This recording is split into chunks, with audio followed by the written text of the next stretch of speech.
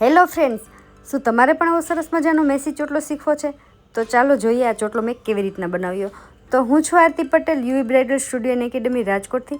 તો સૌપ્રથમ તો મેં પાછળ નાની એવી ચોટલાની સ્વિચ નાખેલી છે. આમ લોંગ છે પણ આમ સાઈડમાંથી શોર્ટ છે. પછી મેં લાઇટ એવું બેકકોમિંગ કર્યું છે સી સેક્શનમાં. પછી આગળના જે પાર્ટેશન છે એમાં મેં કર્લ્સ કરેલા છે, જે કોનિકલ્સ મશીનથી કરેલા છે. એને ટ્વિસ્ટ સાથે કરવાના છે. બધા સેક્શન ક્રોસમાં લેવાના છે, જેથી કરીને આપણી સ્કાલ્પ ના દેખાય.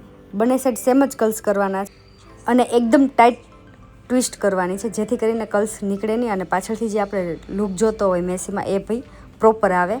તો આવી રીતના સ્ટેપ બાય સ્ટેપ ક્રોસમાં પાર્ટેશન લેતા જવાના છે. અને હા, મેં કર્લ્સ કર્યા પહેલાં મેં ઓમીનું વેટ જેલ લગાડ્યું છે, જેથી કરીને આપણા બેબી હેર બધા કવર થઈ જાય. અને લાસ્ટમાં મેં સ્પાઈડર જેલ લગાડ્યું છે, જેથી કરીને બેબી હેર આપણા ઉડતા હોય એ પણ કવર થઈ જાય. તો આવી નાની નાની ટેકનિક તમારે શીખવી હોય તો તમે જોઈન કરી શકો છો અમને UV bridal studio and academy રાજકોટને. અમારા ક્લાસ ચાલુ જ હોય છે, તો તમે નીચે આપેલા નંબર ઉપર કોન્ટેક્ટ કરી શકો છો. હવે જે મેં આગળના કર્લ્સ છે એને મેં પ્રોપર પાછળ સેટ કરી દીધા છે. પફની આપણી જે પિન કરી હતી ને ત્યાં, તો પિન કરી અને પછી મેં વચ્ચેથી પાર્ટેશન લીધું છે અને ત્યાં રબર કરેલું છે. હવે મેં એને ઉઠલાવી અને પુલ કરેલું છે, જેથી કરીને આપણને મસ્ત એવો મેસી લુક મળી જાય. સેમ એવી જ રીતના બીજું સેક્શન લેવાનું છે. સાઈડમાંથી મેં 2 સેક્શન લીધા, રબર કર્યું અને ઉઠલાવ્યું અને પુલ કર્યું.